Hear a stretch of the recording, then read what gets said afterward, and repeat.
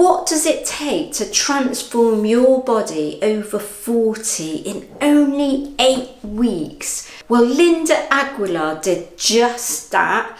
Let's take a look at her journey now. I am a warrior. I attract abundance. I follow my dreams with passion and certainty. The successful warrior is the average man with laser-like focus. Always be yourself and have faith in yourself. A warrior does not compare himself to others. The only competition for a warrior is the man in the mirror. My senses are awakened. I listen to my inner voice. I pick up my shield of perseverance, my sword of the spirit. I am guided through the way of happiness. I am a warrior. Linda took part in this 8-week transformation challenge. She actually won $10,000. So she knows exactly what it takes to have success with not only transforming your body, but actually winning a prize, you know, competing with lots of other people. So we're going to hear from Linda in a minute on how she did it. But watch right until the end, because I'm going to tell you how you can take part in my 8-week transformation challenge and, like Linda, win $10,000. Now, Linda and I met up at a live event and we actually did a Q&A for one of my masterclasses, and the women in the audience actually got a chance to ask her questions. So let's go to that video and hear from Linda now. I know I could do it. I knew I could. I was in a position when I started where I knew I had to change. I was uncomfortable in my own skin. I was uncomfortable in my clothes. I would layer up to, you know, kind of help cover up my skin and my body. And even being covered with all my layers of clothing, I was uncomfortable. So I knew I could do it because I wanted it. I wanted a change and I wanted it done. So I think for me, first and foremost, I had to get my mind right.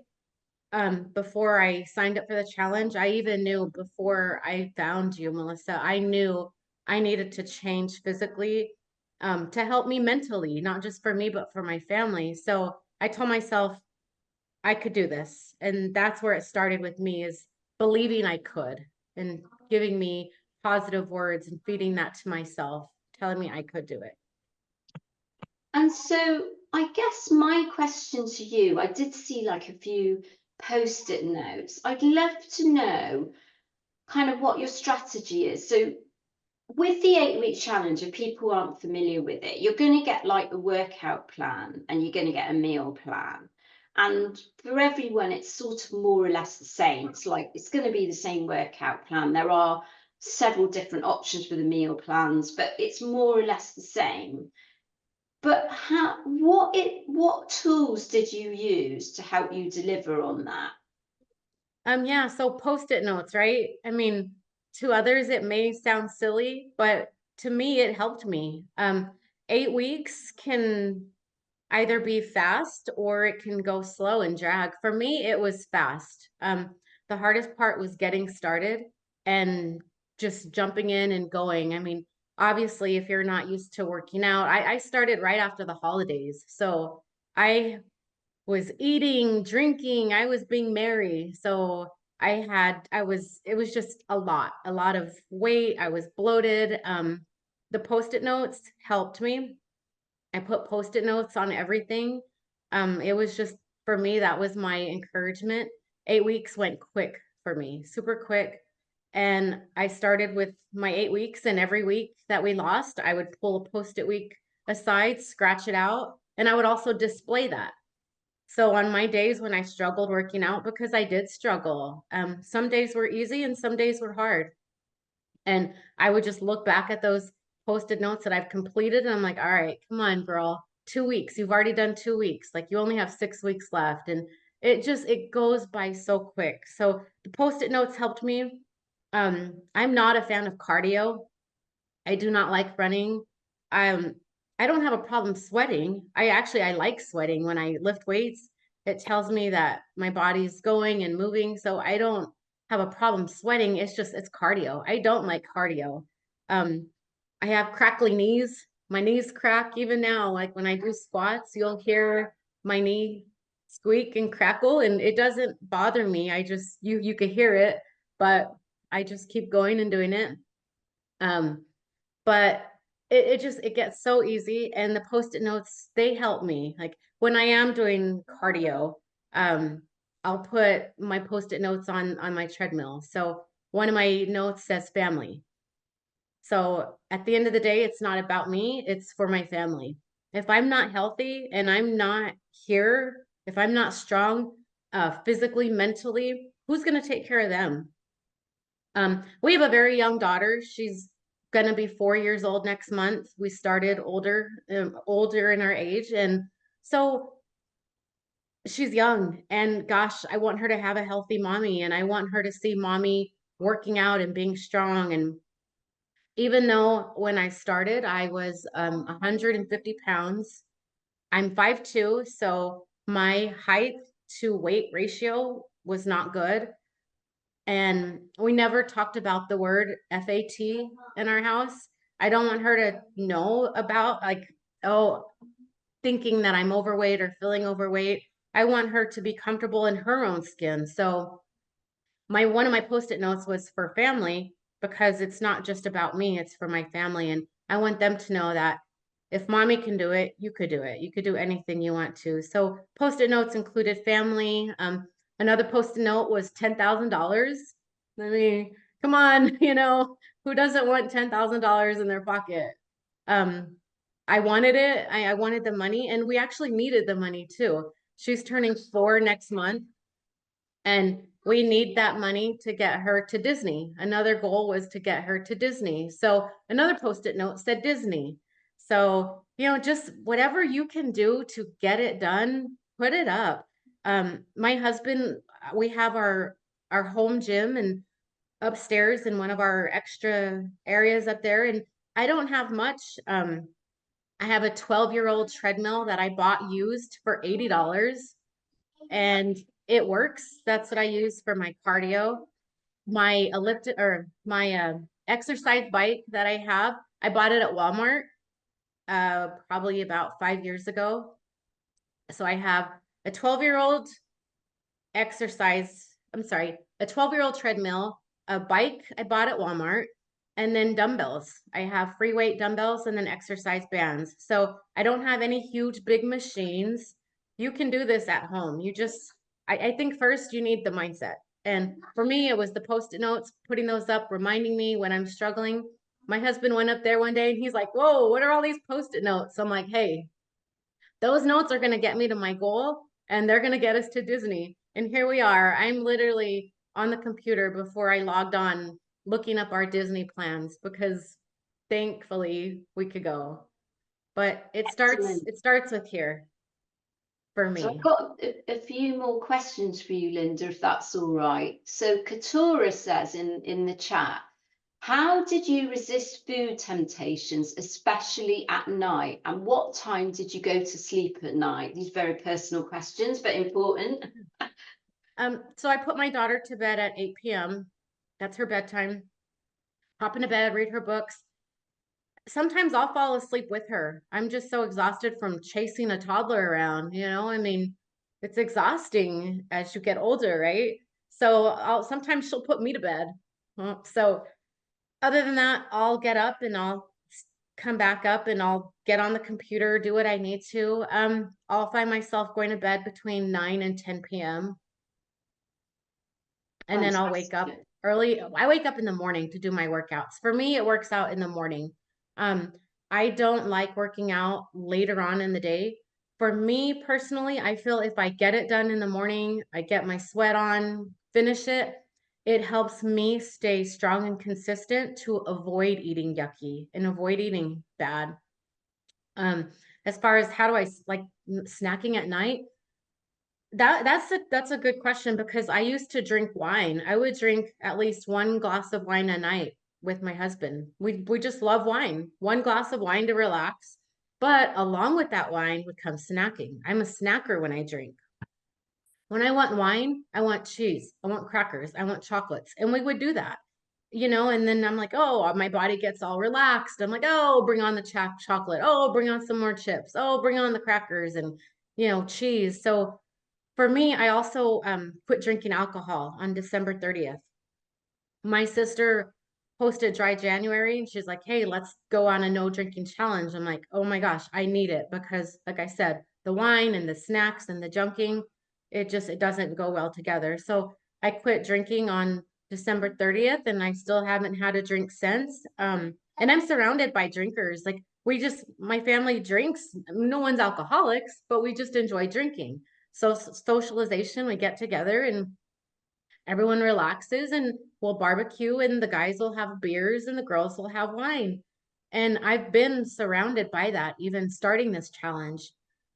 How do I keep from doing it or partaking? I just, I know that the weight that I put on me, it was put on for a reason. I did this to myself. I put on the heavy weight, but I also don't blame myself. Um, I mean, it took a lot of time to get on and it's going to take time to get off. And I'm shocked. I'll tell you, like I am shocked that I got to my goal in those 8 weeks. And I told myself, I'm going to get to 130. That's my goal during this challenge. I got to 132. So I'm like, wow, I'm at my goal. And I did not, thank you, Precious. I did not I did not obsess with the scale because as women, our hormones, everything's up and down. Like I feel literally like if we are stressed, the heavy weight on our shoulders, like I just feel that weighs us down. So I don't beat myself up on the scale. I weighed myself like maybe every other day, but I didn't obsess about it. Like, oh my gosh, I'm up 5 pounds. What's up with that? Because salt, water, all of that affects your weight. Yeah. So for me, it was just focusing on eating clean and just trying to avoid snacks by telling myself, I want this and this is this is what I'm gonna do. Yeah, that's great information. And did you have any days that you fell off the plan during the 8 weeks, Carla said? Um, I mean, not necessarily fell off. I knew, like I said from the start, that I wanted to change and I needed to change. Um, so I stayed consistent really with the meal plan. Even on my off days when I rested my body, I was still eating clean and healthy. Um, we went to I had family in town. They came to visit us. So, like I said, they're barbecuing ribs and burgers, and I ate my chicken breast, my ground turkey, my vegetables, my salads, my healthy greens. I ate all that still. That didn't affect me. But we did go out to a basketball game and I'm a sucker for popcorn. I love popcorn. Um, hence the popcorn machine right behind me. But I snacked like I'll grab my daughter's popcorn and I snacked on it, but I didn't eat the whole container. I ate enough just to get the taste and just that little craving, the smell. I mean, popcorn is my weakness. So I smell it and I want it. So I would eat a little piece, few pieces, and that's all it took. I was fine. I didn't deprive myself. If I wanted something, I would have it. But and for me, I'm a sweet person. I love sugar, um, chocolate, sweets, ice creams. So if I wanted chocolate, I would actually, instead of going for like milk chocolate, I would go for dark chocolate. Um, I would go for like a 60% dark chocolate, chocolate with sea salt sprinkled on it. But I didn't necessarily fall off my plan. I was very, very consistent. I did give myself cheat meals. If we went out to a restaurant, I did try to make mindful choices and decisions when we went out, when we had family around. Um, and I looked for the healthiest things. Some restaurants have calories on there, and I would look for like the lowest, like the two lowest calorie items. I'm like, okay, what would I prefer, this or that? So I didn't go for like deep fried chicken. I went for, instead of the deep fried chicken, I would go grilled chicken instead.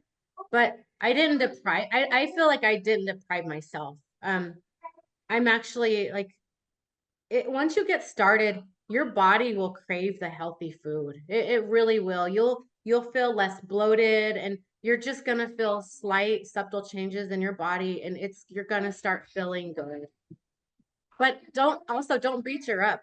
Don't beat yourself up. If you have a craving for something, go have a little bit of it. If you want a bowl of ice cream, have a little bit. Don't deprive yourself, because I feel if you deprive yourself and then later go for it, you're gonna binge and you're gonna make yourself sick, and then you're gonna regret it and you're gonna beat yourself up. Excellent. Well, thank you. That's really good advice.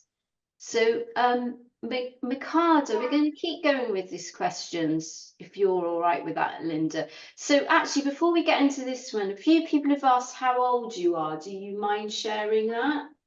45 in July.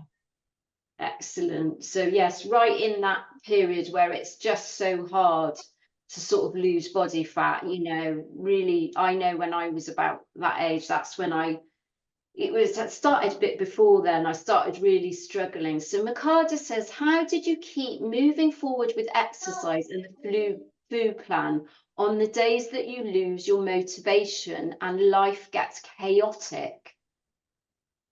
That's tough, and it happens. I think for me, my struggle, the eating, I felt like I did really, really good for the eating. My motivation, I needed motivation sometimes to work out. This morning, for instance, I worked out early this morning. Usually, Saturdays I'll rest, but I didn't work out like in the middle of this week, so I made up for it today. So this morning I struggled. It's pouring here in Fort Worth, and I'm tired. Like, it's Saturday, I just want to relax and hang out with my daughter, but I'm like, okay, I didn't work out in the middle of the week.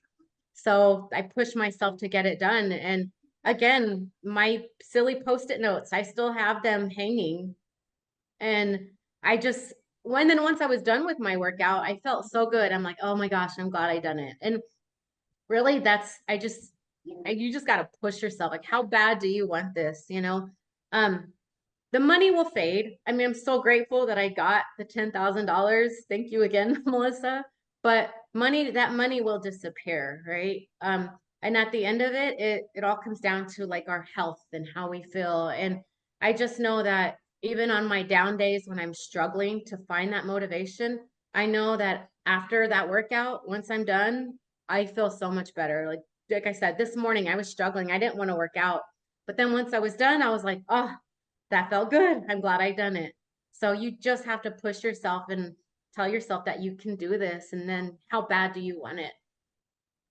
Yeah, that is absolutely fantastic. And when we met up on Thursday, it was, wasn't it? You talked about like the mindset stuff. What were the kind, this is my question really. What are the kinds of things that you developed as well as the post-it notes to help with your mindset? Because this is absolutely key to all of this, isn't it? Yeah. So, I mean, I just feel like you got to start with a positive mindset. Don't let anyone tell you otherwise. You're going to have all the naysayers. And I was on Instagram reading the congratulation comments, and it was everyone's so wonderful, like so sweet. And like, I just feel like I don't deserve all that. It's just so nice. But then you got those negative people that are like, no way that was 8 weeks. So yes, it was. I sweated. I cried. I was literally on the treadmill one day. I remember tears coming down my face because it hurt, it burned. I was tired. But you keep going, how bad do you want it? Like, it starts with here. Like, you can't let anyone tell you otherwise. No one. And your words are so powerful. Like, you have to speak life over yourself, and not just into yourself, but your family. And, it's because if you have all this negativity between social media and just the world being so stressed with everything that's going on, like, you need to feed that positivity into you, and it will change you. What comes out of your mouth goes into your life. So I started reading a lot of like motivational books, self-help books, just because I I would rather read like, not I don't read fictional books. That's just, I just don't. If I want to read fictional books, I'll just watch like a fake movie or something instead. But I like reading something that I'm going to learn from, something encouraging, positive, whether it's self-help books or someone's like a documentary book, a bio, but just positive. I like positivity and trying to feed it into myself and into others. If I can help one person, then I've won. Well done. Well, you've done amazingly well. And there's so many comments in the chat sort of saying how inspiring you are. And it's just wonderful to see. And you absolutely deserved that money. And it's so good to hear that you had something that you had in mind that you had a use for. I would let you into a little secret. When I saw you on the live, when we had the live event announcing it, and your husband and your child were there, I was thinking, he doesn't look surprised at all that you won. But you didn't find out until the night, did you? And I was thinking, he knew, didn't he? He knew. I think he knew Yeah. you were going to win, didn't he? And he would walk by me, and I knew like the scale was coming down, the number, but I really didn't realize how drastic my weight loss was until I did my own comparisons.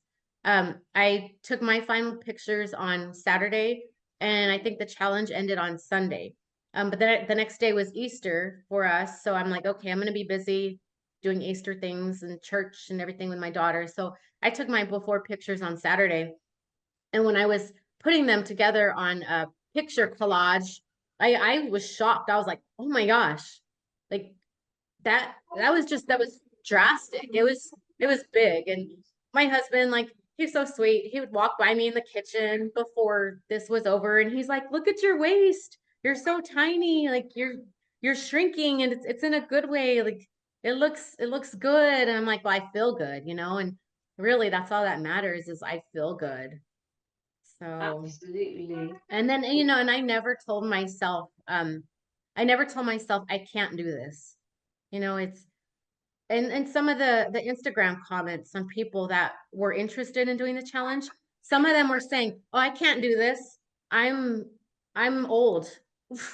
Well, again, like, you are as old as you tell yourself. Like, I mean, I'm like a 45-year-old mom with a 4-year-old. I mean, is that old?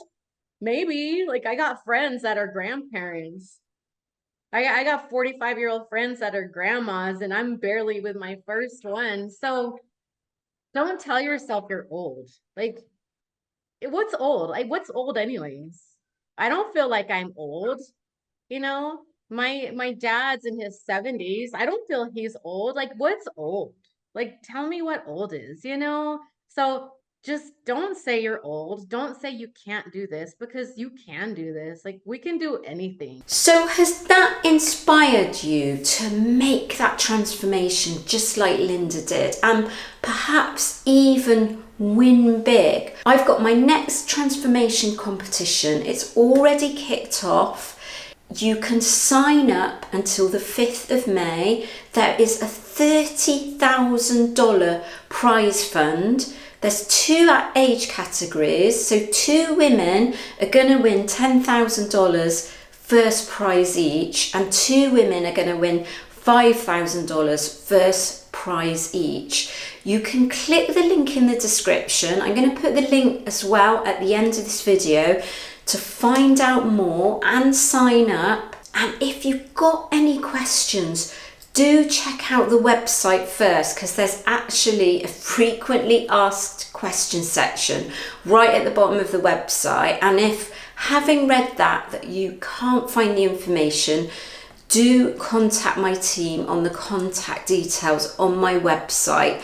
Don't ask questions here because we don't always pick them up, and hopefully I'll see you at the live event as part of the transformation competition when it all kicks off. Best of luck.